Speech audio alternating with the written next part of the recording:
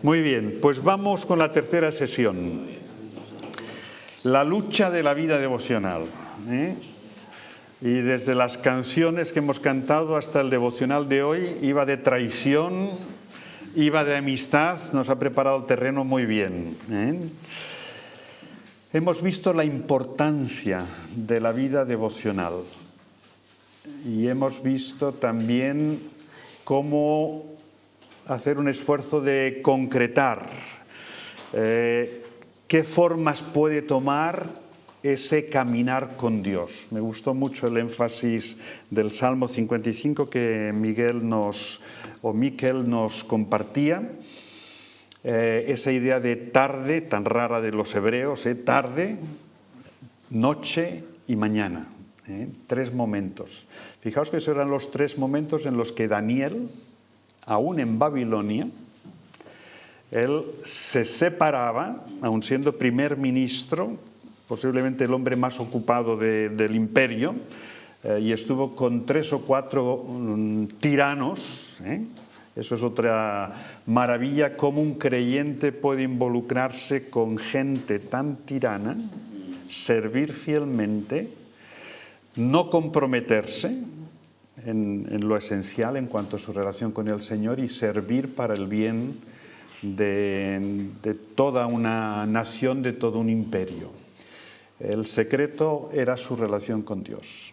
Y 3 momentos al día se iba a su habitación, abría la ventana orientada hacia Jerusalén, no perdía de vista el templo, la presencia del Señor, y oraba 3 veces al día, mediodía, noche o tarde, el atardecer y la mañana.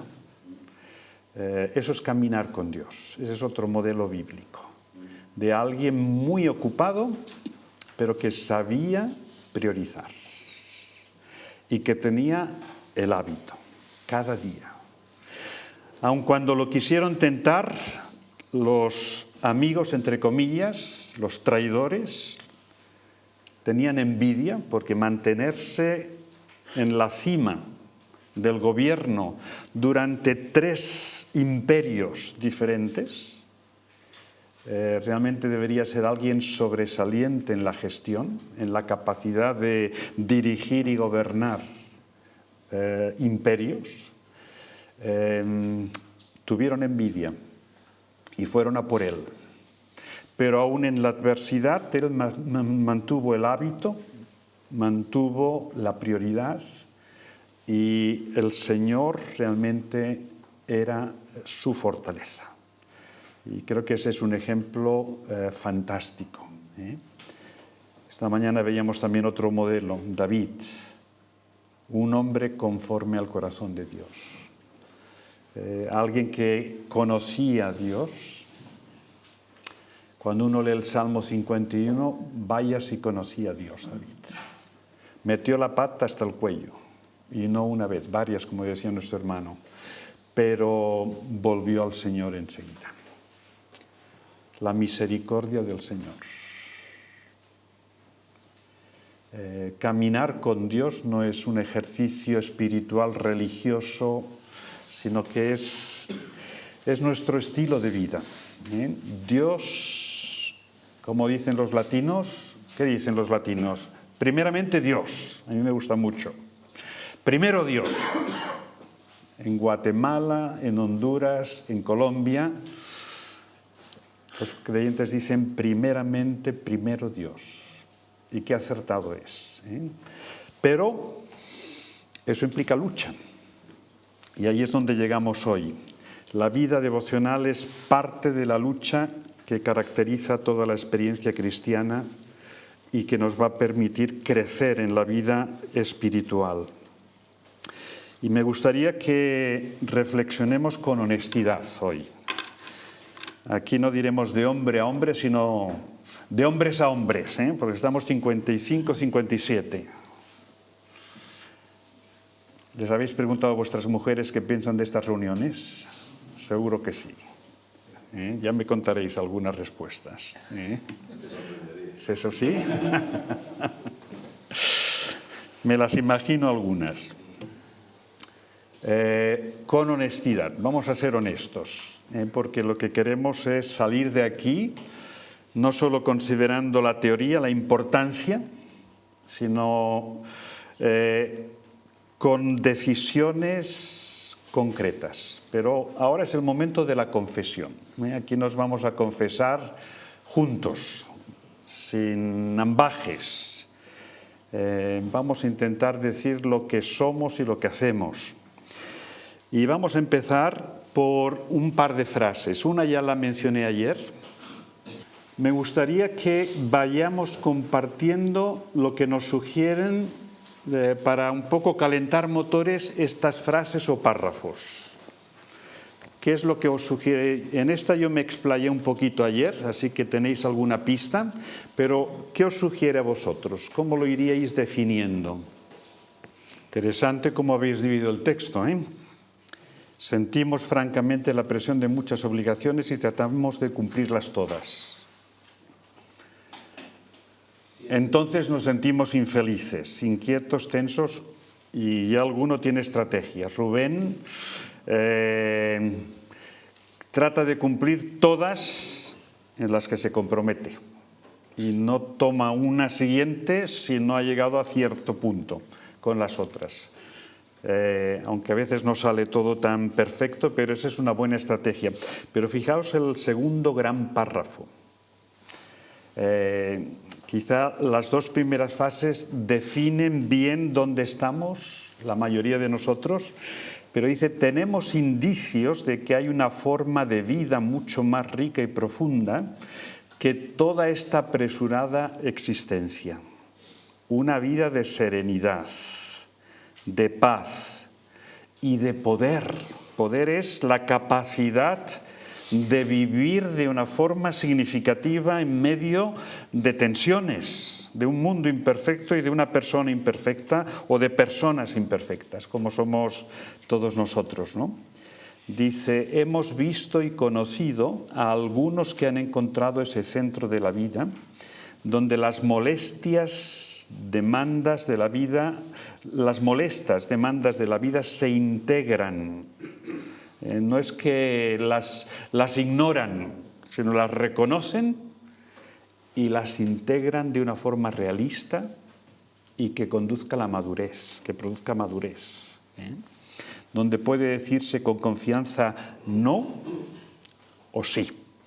Y qué importante para un ser humano, para un hombre, poder decir sí y mantener ese sí, y no y mantener ese no. Vuestro hablar sea sí o no, pero con claridad de palabra. Hacia ahí apuntamos, esa forma de vida mucho más rica y profunda. ¿Quién no quiere eso? Yo lo quiero.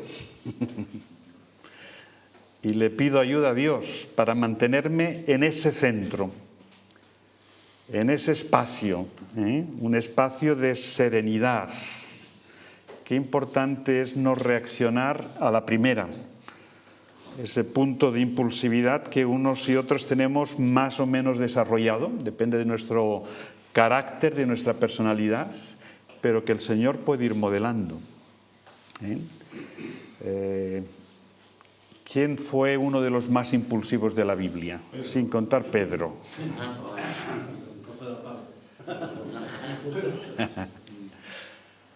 En el Antiguo, el más impulsivo del Antiguo, Moisés. Ese, en cuanto vio a uno que maltrataba a los suyos, sí, no tuvo contemplaciones. Y le costó. Tenía 40 años.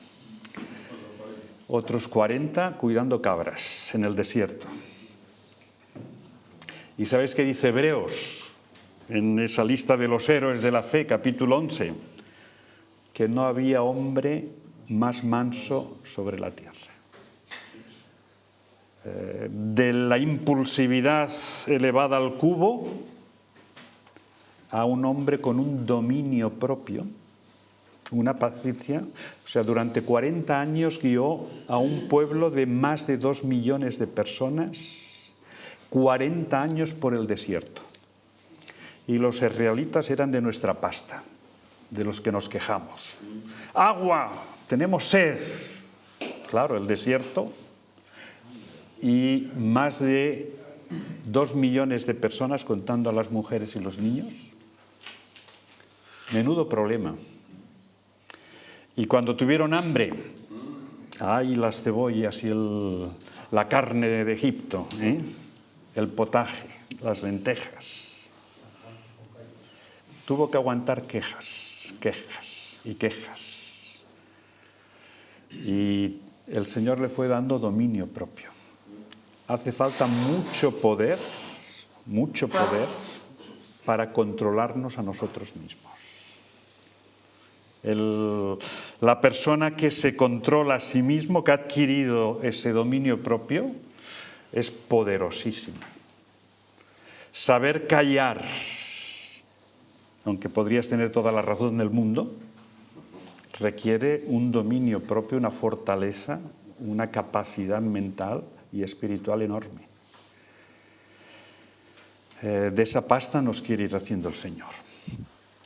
O sea, serenidad, paz, sin prisas. Caminar con Dios, si caminamos con Él se nos va a pegar. Dios se aira, Dios no es un mosquita muerta. El Señor Jesucristo, cuando vivió entre nosotros, tenía un dominio propio enorme y nos invitaba a amar a los enemigos, a orar por ellos, por los que nos persiguen. Y eso requiere mucho dominio propio y una visión muy grande de lo que es el ser humano y las relaciones. Pero cuando llegó al templo y vio aquel desorden, la ira santa se desató. Y ahí vemos lo temible que puede ser la ira cuando se despliega. Así que, o sea, tener dominio propio no significa ser un debilucho. Requiere una combinación de conocimiento y de poder muy grande. A veces buscamos el estar ocupados porque asociamos ocupación a fructífero o a éxito. Si estoy muy ocupado, soy una persona de éxito. Pero también puede ser que hay un run interior en nuestra ser interior que denota tensiones, conflictos no resueltos y que no queremos escucharlos. Y que la forma de no escucharlos es ocuparnos. Ir a 110%. Para no prestar atención a eso que nuestro ser interior nos está diciendo: para, detente, analízalo, enfréntalo. La madurez la vamos alcanzando en la medida que somos capaces de enfrentar la verdad. Hay mucha gente que no madura porque no es capaz de aceptar la verdad en su vida. Para madurar tenemos que llegar al punto de decir: estoy dispuesto a enfrentar esto que me estás diciendo, que me resulta incómodo, pero que si lo verbalizo, lo enfrento y con la ayuda del Señor pues voy hacia adelante, el paso que doy es de crecimiento. El caminar con Dios es para ayudarnos a crecer en madurez, para que se nos pegue el carácter de Dios, la santidad de Dios. Y qué importante es eso. O sea, realmente tengamos una visión lo más hermosa posible de lo que significa caminar con Dios. No hay nada comparable. Poder ir por la vida sabiendo que Él está a mi lado, está presente, invisible pero presente. Bueno, no solo a mi lado, Él dice: yo estoy con vosotros todos los días hasta el fin del mundo. No está al lado, está dentro de mí si soy hijo de Dios. El don del Espíritu Santo, Dios habitando en mí. Eso es increíble. El privilegio que nos da. Estamos, como dice segunda de Pedro, participando de la naturaleza divina. La naturaleza divina en mí, un ser pecador, increíble. Y eso es lo que me permite desarrollar esa comunión con Dios.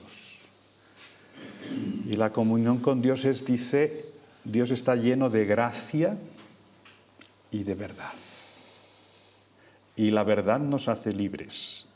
La mentira nos ata. Los conflictos no resueltos nos atan, nos esclavizan. En cuanto empezamos a escuchar la verdad y la seguimos, se empiezan a liberar nudos, conflictos en nuestra vida. Caminando con Dios, lleno de gracia y de verdad. Y menos mal que está lleno de gracia.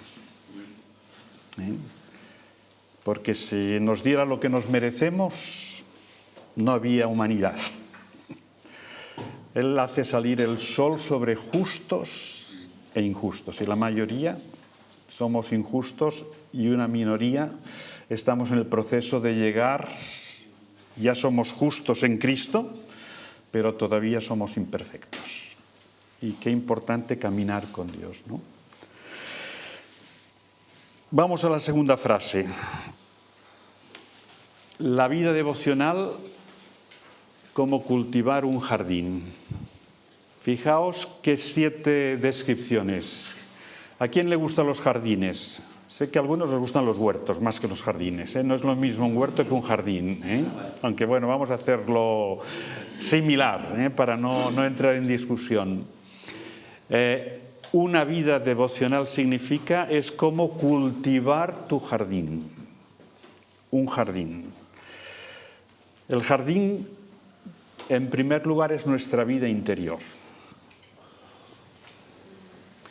Y es un lugar, dice, potencial de tranquilidad y paz. Y es el lugar donde recibimos la sabiduría de Dios a través de su palabra. Qué importante es el devocional.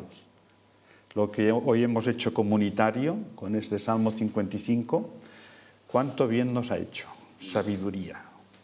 Y el de ayer y el de mañana.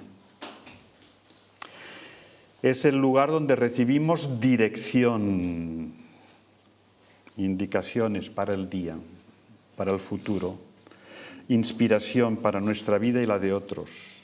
Es un lugar o espacio donde dejamos de lado las ocupaciones y los negocios. Me aparto en quietud. Para cultivar el jardín de la vida interior necesitamos decisión y autodisciplina. O sea, no es automático. Tengo que tomar la decisión. Y espero que de aquí salgamos muy convencidos. Y la sesión de hoy es realismo, confesión y tomar las mejores decisiones. Y este texto que tanto estamos refiriendo, estad quietos y conoced que yo soy Dios. ¿Por qué? Porque el verdadero poder surge de la quietud ante Dios. Cuando tomo una decisión delante de Dios en silencio y en quietud, ahí hay un poder que se pone en marcha, poder espiritual, único. La verdadera fortaleza nos llega en la soledad.